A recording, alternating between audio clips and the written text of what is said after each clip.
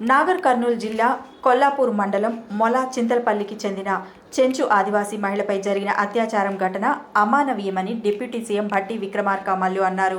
సోమవారం ఉదయం నిమ్స్ హాస్పిటల్లో బాధితురాలిని ఆమె కుటుంబ సభ్యులను పరామర్శించిన అనంతరం మంత్రి జూపల్లితో కలిసి మీడియాతో మాట్లాడారు. మానవత్వం ఉన్న ప్రతి ఒక్కరూ తలదించుకునే ఘటన ఇది అని పేర్కొన్నారు. యావత్ సమాజం తీవ్రంగా ఖండించాల్సిన అంశం ఇది అన్నారు.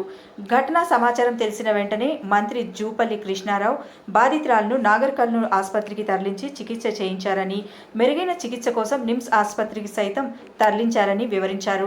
ఘటన విషయాన్ని మంత్రి జూపల్లి ముఖ్యమంత్రి దృష్టికి తీసుకువెళ్లారని తెలిపారు.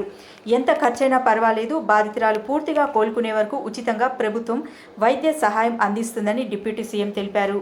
ఇల్లు లేని పక్షంలో ఇందిరమ్మ ఇల్లు, 2 పిల్లలను ఆశ్రమ పాఠశాలలో వారు ఎంతవరకు చదువుకుంటాం అంటే అంతవరకు చదివిస్తాం, సాగుకు వ్యవసాయ భూమి కేటాయించడం వంటి అన్ని చర్యలు ప్రభుత్వ పరంగా చేపడతామన్నారు. ఈ ఘటనలో సమీప బంధువులైన బావ, అక్కతో పాటు బయట ఒకరిద్దరు ఉన్నట్టు సమాచారం ఉందని తెలిపారు. నిందితులను ఇప్పటికే రిమాండ్కు తరలించారని, ఈ ఘటనలో పూర్తి సమాచారం సేకరించి బాధ్యులైన వారిపై కఠిన చర్యలు తీసుకోవాలని ఆదేశించినట్లు తెలిపారు. రాష్ట్రంలో మరోసారి ఇలాంటి చర్యలు పునరావృతం కాకుండా బాధ్యులపై కఠిన చర్యలకు ఆదేశించినట్టు తెలిపారు. మీడియా సమావేశానికి ముందు ఆసుపత్రిలో బాధితురాలతో పాటు ఆమె కుటుంబ సభ్యులను పరామర్శించి వారికి ధైర్యం చెప్పారు.